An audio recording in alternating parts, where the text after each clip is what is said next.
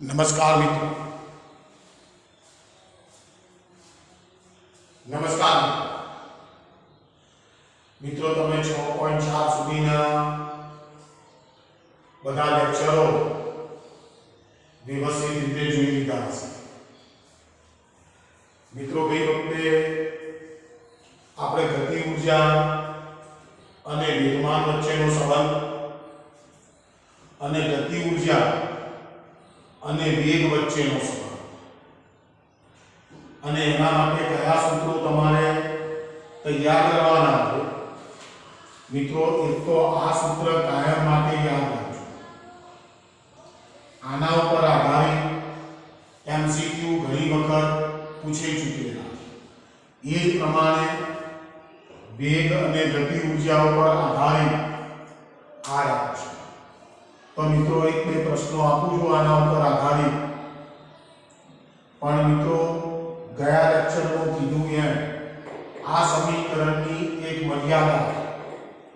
આ સમીકરણ તમે માત્ર 9% સુધી જ વાપરી શકો છો. આ ખાસ ધ્યાન રાખજો. ચલો મિત્રો, એક પ્રશ્ન આપું છું, ધ્યાન. પદાર્થના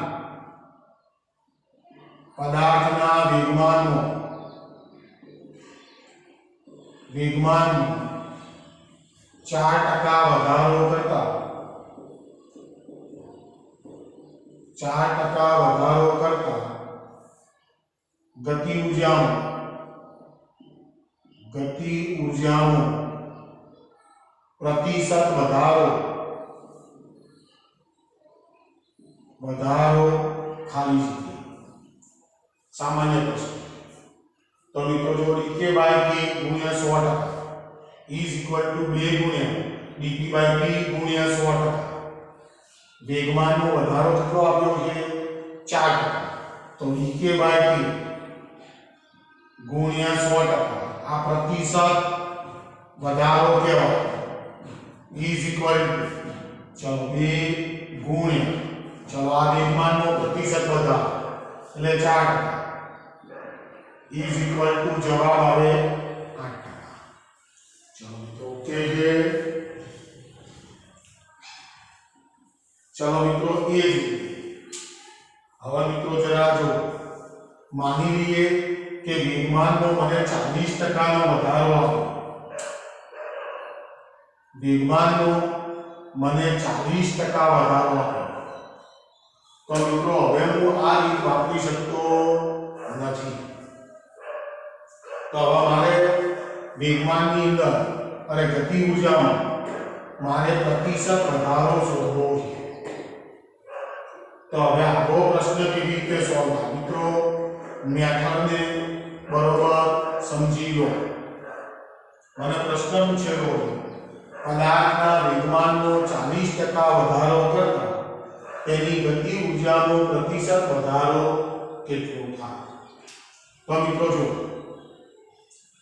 ગતિ ઉર્જા k is equal to p²/π². આપણું ઓરિજિનલ સમીકરણ. આને સમીકરણ નંબર 1 કહીએ. હવે એને શું કર્યું? પદાર્થના વેગમાનનો 40% વધારો એટલે વેગમાન બદલાઈ જશે. તો નવું વેગમાન તમારે શોધવું પડે.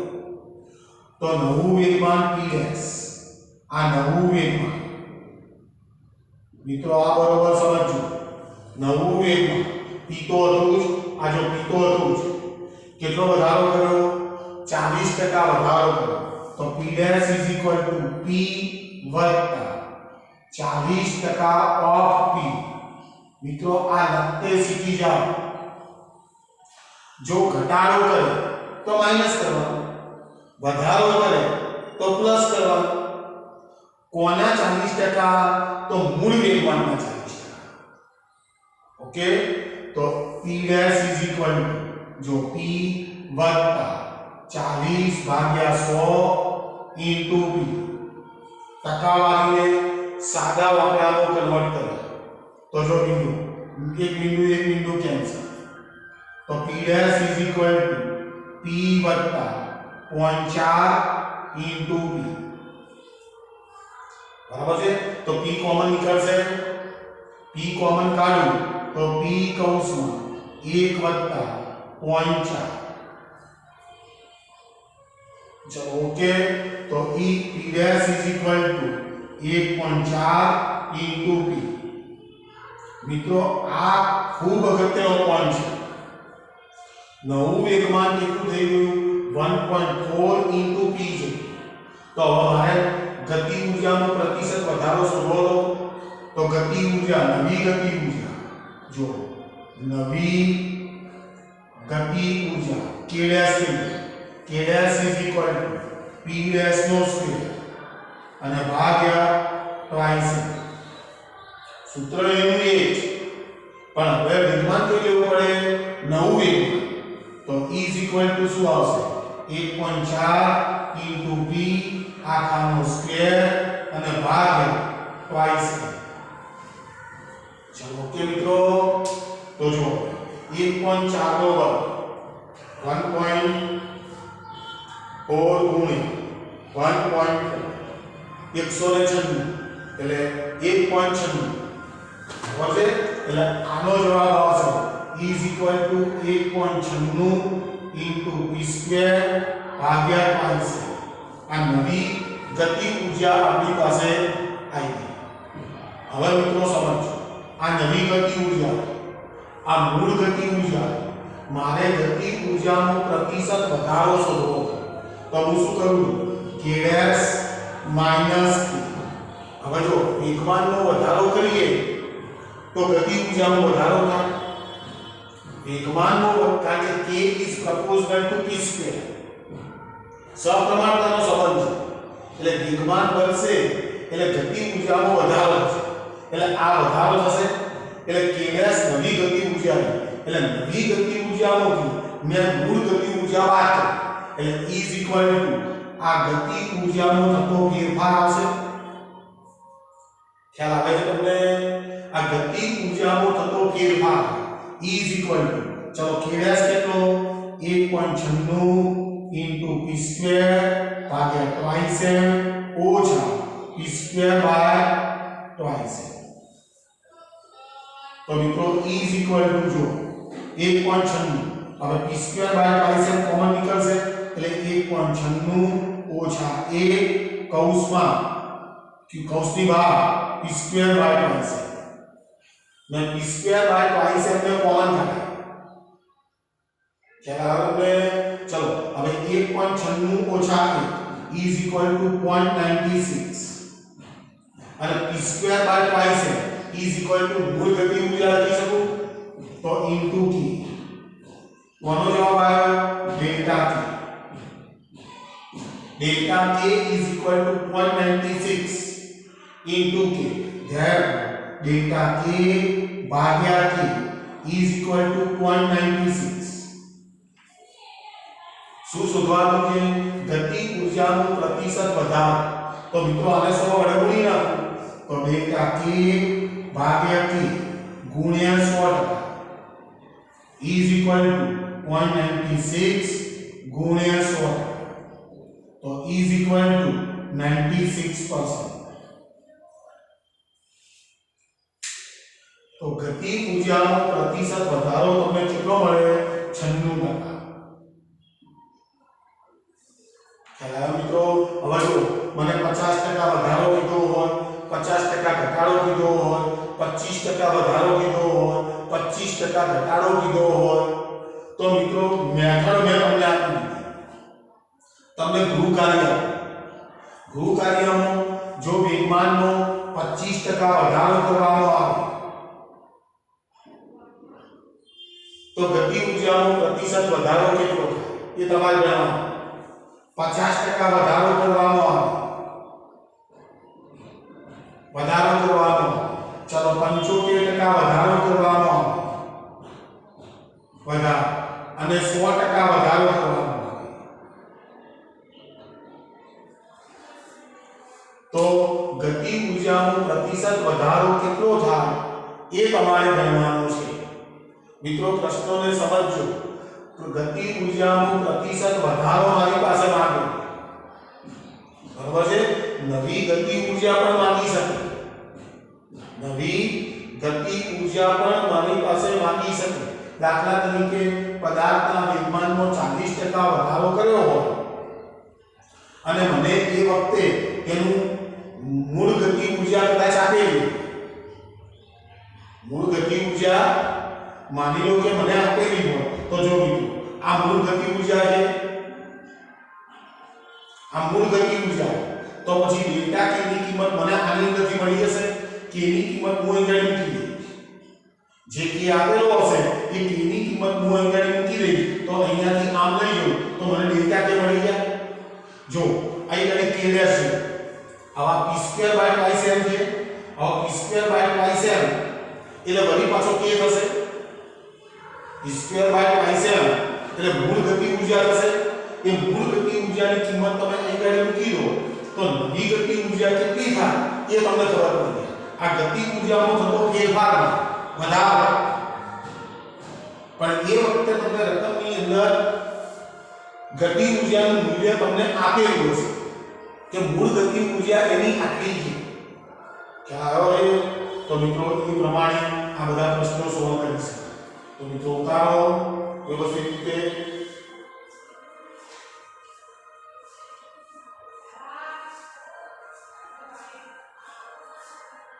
ચલો મિત્રો સેટ આગળ વધું છું.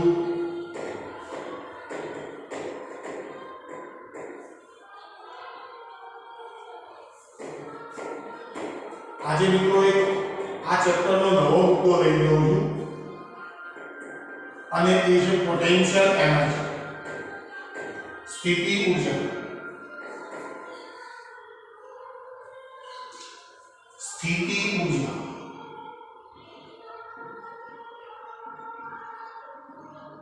જેને અંગ્રેજીમાં કહેવામાં આવે છે પોટેન્શિયલ એનર્જી. સ્થિતિ ઊર્જાનો સંકેત આપણે V લેવાનો, સ્થિતિ ઊર્જાનો સંકેત આપણે V લેવાનો. મિત્રો બરાબર ધ્યાનથી સાંભળો. જ્યારે કોઈ પણ પદાર્થ ગતિમાં હોય અને એ વખતે એની અંદર રહેલી જે ઊર્જા છે એને એની ગતિ ઊર્જા, પદાર્થની ગતિ સાથે સંકળાયેલી ઊર્જા એટલે પદાર્થની ગતિ ઊર્જા. પરંતુ મિત્રો બરોબર ધ્યાનથી સમજજો કે પદાર્થનું સ્થાન અથવા તો એની સંરચના, એની ગોઠવણી ના કારણે તેમાં રહેલી જે ઊર્જા છે એ ઊર્જાનું નામ છે પદાર્થની સ્થિતિ ઊર્જા. પદાર્થની સ્થિતિ ઊર્જા એના સ્થાન અથવા તો પદાર્થની સંરચના એની ગોઠવણી પર આધારિત છે. મિત્રો બરોબર ધ્યાનથી સમજી લો. પદાર્થની સ્થિતિ ઊર્જા પદાર્થના સ્થાન પર આધારિત છે અથવા તો એની સંરચના મીન્સ એની ગોઠવણી પર આધારિત છે. મિત્રો બરોબર ધ્યાનથી સમજો આ કેટલી વાત. હવે આપણે આપણા ઘરમાં બેઠા હોય તો આપણું ઘર એક સ્થાન છે, તો એની અંદર તમને કદાચ ઈચ્છા થાય કે હું વિસલ મારું, બરાબર છે? તમારી અંદર ઊર્જા છે, તમારી અંદર ઊર્જા છે, તમારા ઘરની અંદર તમે આસાનીથી વિસલ મારી શકો, બરાબર છે? હવે માની લઈએ કે તમે એના એક છો. હવે તમે તમારા ક્લાસરૂમમાં બેઠા છો, તમે સ્કૂલમાં બેઠા છો અને માની લો કે ફિઝિક્સનો પિરિયડ ચાલતો હોય અને તમને ઈચ્છા થાય કે લાવો વિસલ મારી, તમે મારી શકો? જો મિત્રો તમારું સ્થાન બદલો, તમારી અંદર ઊર્જા છે. આનો અર્થ શું થાય કે પદાર્થની સ્થિતિ ઊર્જા સ્થાન સાથે કે એની સંરચના સાથે બદલાય. મિત્રો બરોબર ધ્યાનથી સમજો. તમારું સ્થાન, જો પહેલા સ્થાન કયું હતું? તમારું ઘર. હવે સ્થાન કયું છે? તમારી સ્કૂલ, તમારો ક્લાસ, તમારો વર્ગ. તો તમારું સ્થાન બદલાયું તો તમારી સ્થિતિ ઊર્જા પણ બદલે. તો મિત્રો ખાસ ધ્યાન રાખો કે પદાર્થની સ્થિતિ ઊર્જા કોને કહીએ છીએ?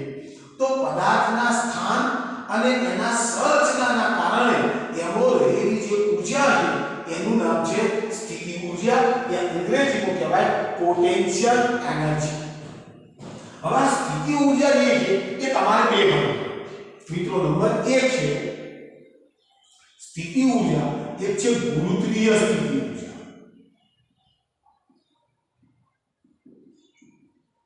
એક છે ગુરુત્વીય સ્થિતિ ઊર્જા અને નંબર 2 છે સ્થિતિ સ્થાપિકીય સ્થિતિ ઊર્જા. તમારે બે ઊર્જા ભણવાની છે. નંબર 1 છે ગુરુત્વીય સ્થિતિ ઊર્જા અને નંબર 2 છે સ્થિતિ સ્થાપિકીય સ્થિતિ ઊર્જા. હાલ હું આની વાત કરવા માંગતો નથી. હાલ ગુરુત્વીય સ્થિતિ ઊર્જા. તો મિત્રો પદાર્થ ઉપર લાગતું ગુરુત્વાકર્ષણ બળ અને જે તે સંદર્ભથી પદાર્થની ઊંચાઈના ગુણાકારને પદાર્થની ગુરુત્વીય સ્થિતિ ઊર્જા કહેવાય.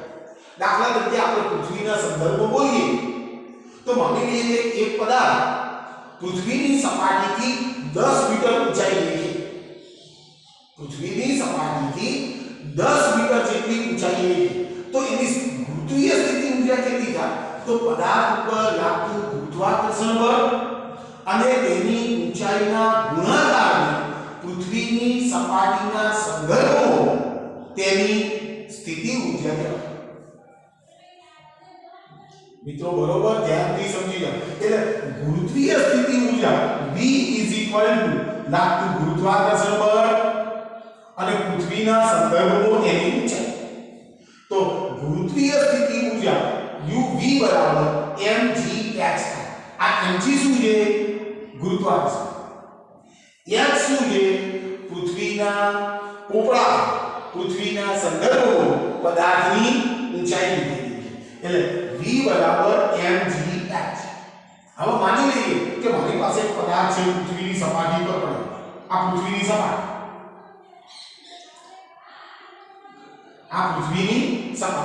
માની લઈએ કે આ પદાર્થને હું પૃથ્વીની સપાટીથી h ઊંચાઈએ લઈ જઉં. હવે આ પદાર્થ ઉપર ગુરુત્વાકર્ષણ બળ લાગતું હશે. કેટલું લાગે? તો કે m છે. માની લો કે પદાર્થનું દળ m જેટલું હોય તો એના ઉપર mg જેટલું ગુરુત્વાકર્ષણ બળ લાગતું હશે. હવે મારે પદાર્થને ઉર્ધ્વ દિશામાં લઈ જવો છે. એ પદાર્થને મારે ઉર્ધ્વ દિશામાં લઈ જવો છે તો મારે ગુરુત્વાકર્ષણ બળ વિરુદ્ધ કાર્ય કરવું પડશે. મારે ગુરુત્વાકર્ષણ બળ વિરુદ્ધ કાર્ય કરવું પડશે. તો કાર્ય W બરાબર ગુરુત્વાકર્ષણ બળ ગુણ્યા ઊંચાઈ. ખ્યાલ આવે? મિત્રો ધ્યાનથી બરોબર સમજજો. આ કાર્ય W બરાબર મેં ગુરુત્વાકર્ષણ બળ લીધું છે. બરાબર છે? ખરેખર શું હોય? મારે આ પદાર્થને ઉર્ધ્વ દિશામાં લઈ જવો છે તો મારે ગુરુત્વાકર્ષણ બળ વિરુદ્ધ કાર્ય કરવાનું થાય. તો મારે પદાર્થ ઉપર એટલું બાહ્ય બળ લગાડવું પડે. સમજો વાત? તો મારે પદાર્થને પૃથ્વીની સપાટીથી h જેટલી ઊંચાઈએ લઈ જવો હોય તો મારે પદાર્થ પર ગુરુત્વાકર્ષણ બળ વિરુદ્ધ કાર્ય કરવું પડશે. અને એ વખતે મારે પદાર્થ પર શું લગાવવું પડશે? બાહ્ય બળ લગાવવું પડશે. પણ આ બાહ્ય બળની કિંમત કેટલી હશે? ગુરુત્વાકર્ષણ. એટલે કેટલાક પુસ્તકો અહીંયા આવું લખે છે બાહ્ય બળ ગુણ્યા ઊંચાઈ. તો કાર્ય W લાગતું બળ m × g ઊંચાઈ h છે. તો મિત્રો આ જે કાર્ય થયું એ ગુરુત્વાકર્ષણ બળ વિરુદ્ધ કાર્ય થયું. એટલે આ કાર્યને હું ઋણ ગણું. એનો અર્થ એવો થાય કે જેટલું પદાર્થ પર તમે કાર્ય કરો છો એટલી કાર્ય જેટલી ઊર્જા આપેલા પદાર્થની અંદર સ્થિતિ ઊર્જા સ્વરૂપે સંગ્રહિત થાય. અને માટે કહું છું u બરાબર અને v બરાબર mgh. આનું નામ છે ગુરુત્વીય સ્થિતિ ઊર્જા. ચાલો મિત્રો ઓકે છે. તો મિત્રો આ ગુરુત્વીય ઉર્જા v બરાબર mgh નું હું x સાપેક્ષ વિકલન કરી શકું કેમ કારણ કે જેમ ઊંચાઈ બદલાશે તેમ સ્થિતિ ઉર્જા પણ બદલાશે આ h ઊંચાઈએ તો h ઊંચાઈએ ગુરુત્વીય સ્થિતિ ઉર્જા is equal to mgh બરાબર છે તો dv by dh મેં સ્થિતિ ઉર્જાનું ઊંચાઈના સાપેક્ષમાં વિકલન કર્યું હવે ઊંચાઈના સાપેક્ષમાં વિકલન કરું પદાર્થનું દળ તો બદલાવાનું નથી ગુરુત્વ પ્રબળ તો અચળ ભૌતિક રાશિ gm નો m h નું h ના સાપેક્ષમાં વિકલન means 1 તો dv by dh is equal to f હવે ગુરુત્વાકર્ષણ બળ વિરુદ્ધ કાર્ય કરતા હતા એટલે આ f dv by dh is equal to minus f તો મિત્રો આ એક રિઝલ્ટ પણ સારું છે બરાબર છે હવે મિત્રો ધ્યાનથી આ ગુરુત્વીય સ્થિતિ ઉર્જા છે ખાલી સૂત્ર તૈયાર કરો બસ ગતિ ઉર્જાનું સૂત્ર પણ તમારી પાસે આવી ગયું ગુરુત્વીય સ્થિતિ ઉર્જાનું સૂત્ર પણ તમારી પાસે આવી ગયું બરાબર છે એ કાર્ય છે w બરાબર -mgh v બરાબર mgh અને અંતર સાથે ઊંચાઈ સાથે પદાર્થની ગુરુત્વીય સ્થિતિ ઉર્જા બદલાતી રહે છે એ ઊંચાઈ પર આધારિત છે ચાલો ઓકે મિત્રો તો જરા અમુક પોઈન્ટો લખજો તમે તમારા ચોપડામાં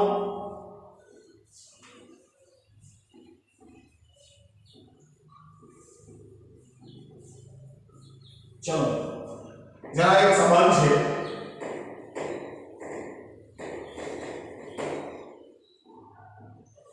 આનો આ સંબંધ છે આમ તો માની લઈએ કે મારી પાસે એક m દળ ધરાવતો પદાર્થ છે મારી પાસે એક m દળ ધરાવતો પદાર્થ છે એના ઉપર હું f જેટલું બળ લગાવું છું અને એનું ડેલ્ટા x જેટલું સ્થાનાંતર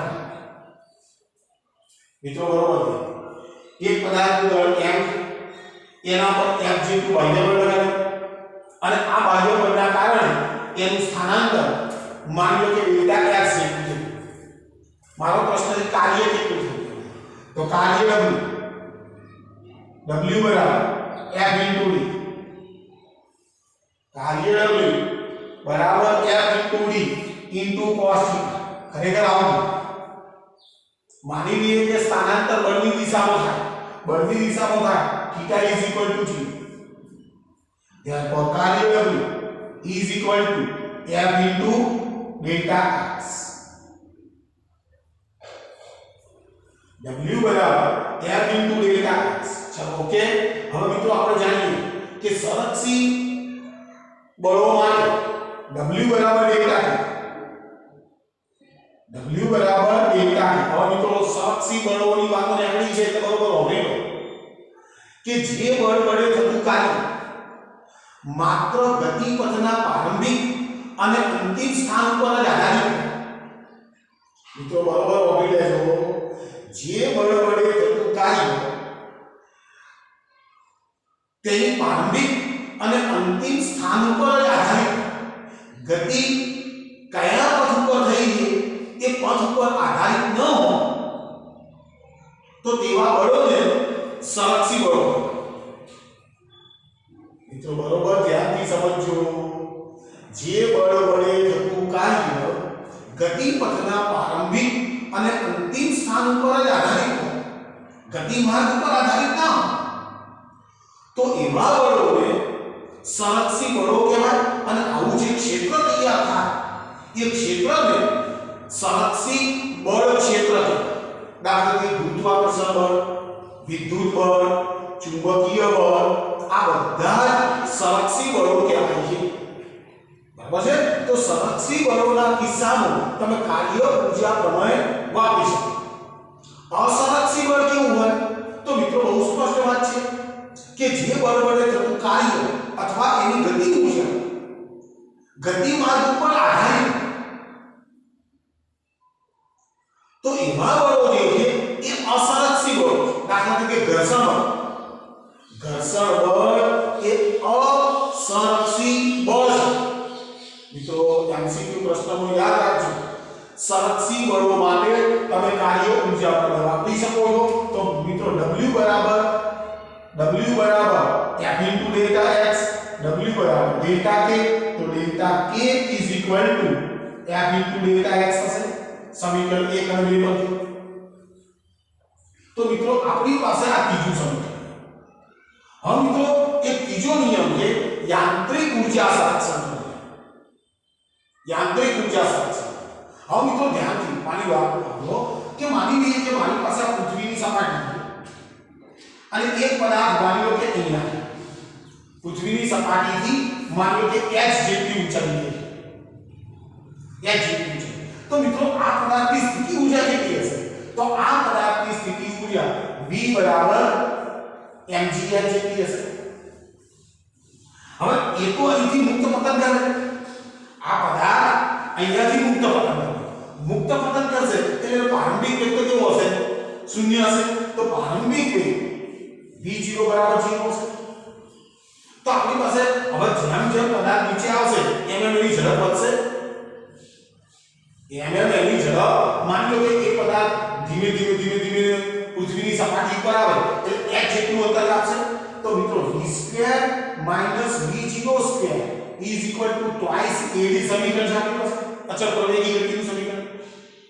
તો જુઓ તો v2 આ તો 0 હોય is equal to twice g h થશે. a ની જગ્યા પર મેં g મૂકી દીધો. કાપેલું અંતર મીન્સ h આપેલું. તો મિત્રો હું શું કરું છું જરા ધ્યાન. આ સમીકરણ જે છે એ સમીકરણને હું m/2 વડે ગુણું બંને બાજુ. બંને બાજુ m/2 વડે ગુણું. તો m/2 વડે ગુણું તો એ ગણી 1/2 mv2 is equal અહીં ગણી m/2 વડે ગુણું તો બબડો ઉડી જશે mg. જો મિત્રો આ ઊર્જા સંરક્ષણ. આ ઊર્જાનું સંરક્ષણ એની પાસે ઊર્જા કેટલી હતી? mgh. બરાબર. એ જેમ જેમ પદાર્થ નીચે આવશે એમ એમ સ્થિતિ ઊર્જાનું શેનું રૂપાંતર થતું જશે? ગતિ ઊર્જા. અને જ્યારે તળિયે પહોંચશે ત્યારે એ પદાર્થ સંપૂર્ણ ગતિ ઊર્જા ધારણ કરી લેશે. પણ કેટલી હશે? સ્થિતિ ઊર્જા. તો મિત્રો આનો અર્થ એવો થાય કે જ્યારે પદાર્થ અહીંયા આવશે તો એ પદાર્થ પાસે સ્થિતિ ઊર્જા પણ હશે અને ગતિ ઊર્જા પણ હશે. પણ મિત્રો એ બંનેની જે ટોટલ ઊર્જા ગતિ ઊર્જા વત્તા સ્થિતિ ઊર્જા એને કહેવાય પદાર્થની યાંત્રિક ઊર્જા. આની પાસે k પણ છે, આની પાસે p પણ છે. ગતિ ઊર્જા પણ હશે અને સ્થિતિ ઊર્જા પણ હશે. તો મિત્રો યાંત્રિક ઊર્જા E બરાબર k plus v. યાંત્રિક ઊર્જા E is equal to k plus v. ગતિ ઊર્જા અને સ્થિતિ ઊર્જાના સરવાળાને પદાર્થની યાંત્રિક ઊર્જા કહેવાય. ચલો મિત્રો ઓકે. હવે એની કિંમત તો બદલાતી રહે પણ મિત્રો ધ્યાનથી એનો ફેરફાર જો લેવામાં આવે તો delta k plus delta u v is equal to હંમેશા શૂન્ય. કોઈ પણ ક્ષણે જ્યારે પદાર્થ અહીંયા આવશે is equal to અચળ. પદાર્થ ગમે તે સ્થાન ઉપર હશે પણ k plus v is equal to અચળ. જેને કહેવામાં આવે છે યાંત્રિક ઊર્જા સંરક્ષણ. અને જો એ તફાવત લેવામાં આવે તો તફાવત is equal to 0. તો મિત્રો જોડો delta k is equal to f into delta h. યાંત્રિક ઊર્જા સંરક્ષણના નિયમ મુજબ યાંત્રિક ઊર્જા સંરક્ષણનો નિયમ વાપરો તો delta k plus delta v is equal to 0. अब डेल्टा की कीमत जानिए तो f into डेल्टा x वत्ता delta v is equal to 0. तो delta v is equal to f into minus f into delta x तो डेल्टा v भाग delta x is equal to minus f। जो v શું છે સ્થિતિ છે, f શું છે એના ઉપર લગાડેલું બાહ્ય। તો મિત્રો જો હું limit delta x tending to 0 ના લક્ષણો વિચાર, સ્થાનાંતર બિલકુલ સૂક્ષ્મ થાય એવું વિચાર। તો મિત્રો જો આનું આ સમીકરણ આવતી હશે dv dx is equal to minus અથવા f is equal to minus dv dx। મિત્રો અર્થ શું થાય કે સ્થિતિ ઊર્જાનું સ્થાનાંતરની સાપેક્ષમાં વિકલનનું ઋણ મૂલ્ય તેના ઉપર લગાડેલું બાહ્ય બળ dv dx એટલે સ્થિતિ ઊર્જાનું તમે સ્થાનાંતરની સાપેક્ષમાં વિકલન કર્યું એનું ઋણ મૂલ્ય તમને પદાર્થ ઉપર લાગતું પરિણામી બાહ્ય બળ આપશે। તો મિત્રો કેટલીક વખતે તમને આ રિઝલ્ટ પણ તારવવાનું પૂછે તો રિઝલ્ટ તારવવું બિલકુલ સરળ છે મિત્રો। તો મેં શું વિચાર્યું કે માની લો કે પદાર્થનું બળ m છે, તેના ઉપર લાગતું બળ f છે અને આ બળ લાગતા પદાર્થ બળની દિશામાં જો ડેલ્ટા x જેટલું અંતર કાપે તો એ દરમિયાન થતું કાર્ય મેં શોધી કાઢ્યું। θ બરાબર 0, w બરાબર f * ડેલ્ટા x, પરંતુ સંરક્ષી બળની વાતો કરું એટલે w બરાબર ડેલ્ટા k વાપરી શકું। વળી પાછો મેં delta k = f * delta x બે સમીકરણો સરખાઈ રાખ્યા। યાંત્રિક ઊર્જા સંરક્ષણનો નિયમ વાપર્યો delta k + delta v = 0। Delta k ની કિંમત મૂકી દીધી, મારી પાસે રિઝલ્ટ તૈયાર। તો મિત્રો ખૂબ અગત્યનું રિઝલ્ટ છે, વારંવાર પરીક્ષામાં 2 માર્કની અંદર પૂછાઈ ચૂકેલું છે એટલે તમે એ પ્રમાણે એને તૈયાર કરો। મિત્રો પેલું પણ સમજવા જેવું છે, પણ મિત્રો આ તમારો પ્રશ્ન અને હું એની પીડીએફ ફાઇલ તમને આજ સાંજ સુધીમાં મોકલી એટલે તમને તૈયાર કરતે ફાવે કે ભાઈ આપણે આને કેવી રીતે તૈયાર કરવાનું છે। ચલો મિત્રો ઓકે,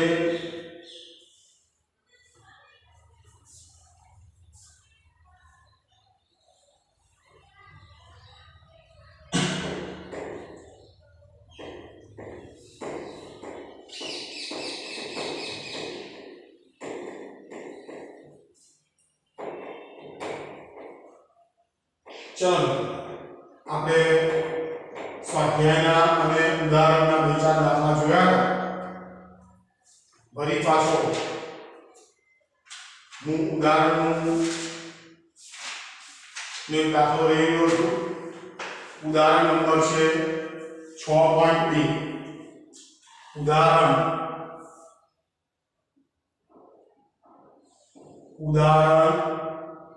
6.2 जो ચોપડી બેસ્યો આપણે દર વખતે કરીએ છીએ એમ જ આપણે જાણીએ છીએ કે વરસાદનું ટીપું નીચે તરફ લાગતા ગુરુત્વાકર્ષણ બળ વિરુદ્ધ દિશામાં લાગતા અવરોધક બળની અસર હેઠળ પડે છે। જ્યારે ટીપું વરસાદનું નીચે પડે ત્યારે એ ગુરુત્વાકર્ષણ બળની દિશામાં પડે, પરંતુ હવાનો અવરોધ એને લાગતો અવરોધક બળની અસર હેઠળ પડે।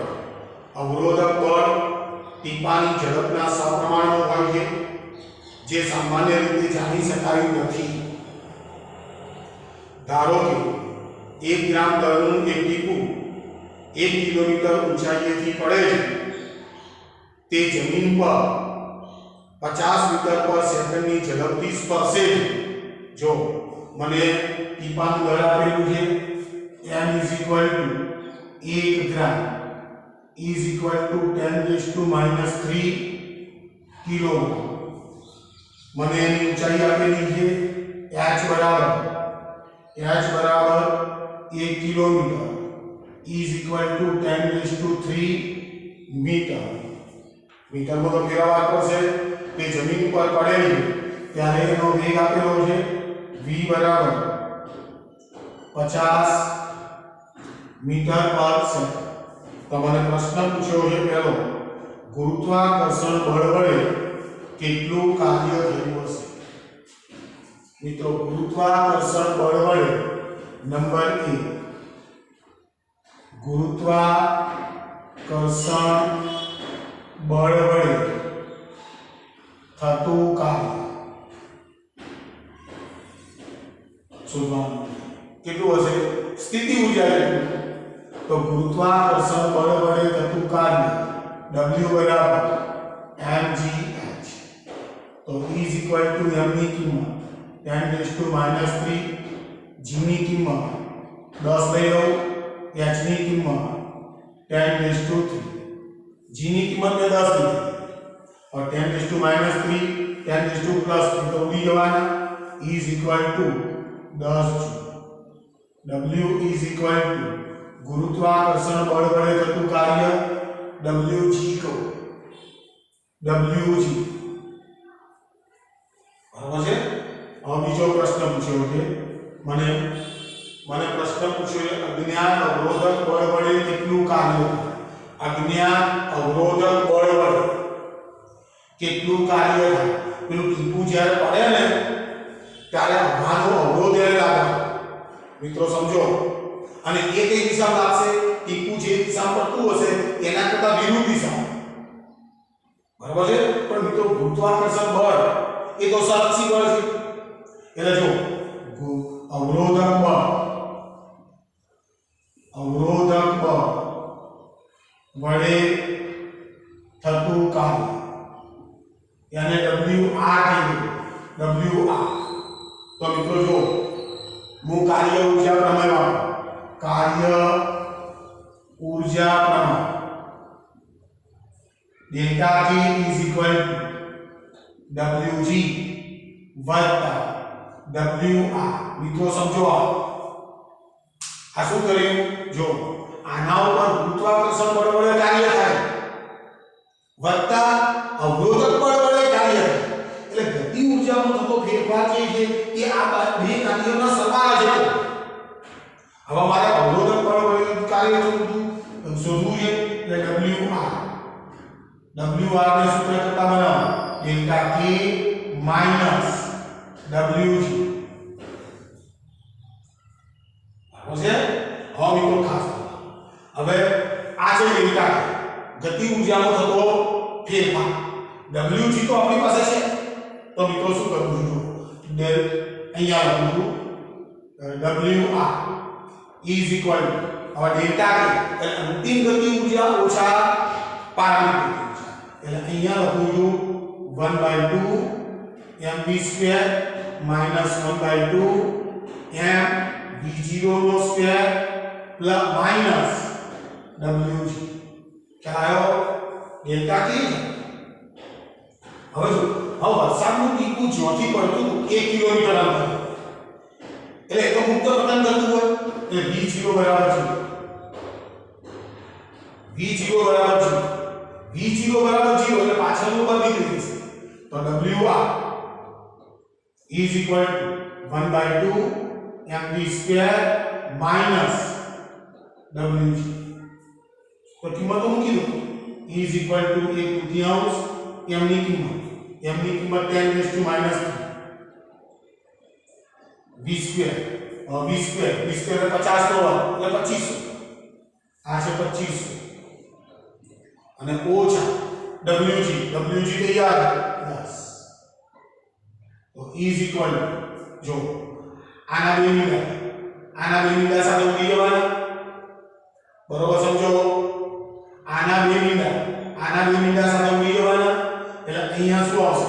1/3 જોજો ગુણ્યા 25 ગુણ્યા 10⁻⁻1. બોલો અને 10⁻⁻1 એટલે આ 2.5 ઓછા 10. તો E = ચલો 2.5 ને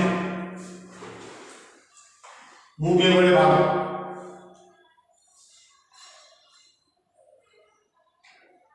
1.25 ઓછા 10 therefore WR is equal to चलो 1.25 માંથી 10 બાદ કરીએ માઈનસ 8.75 કાર્ય છે મીન્સ મિત્રો દાખલાને વ્યવસ્થિત સમજો જો અવરોધક બળ વડે થતું કાર્ય છે માટે ગુણાય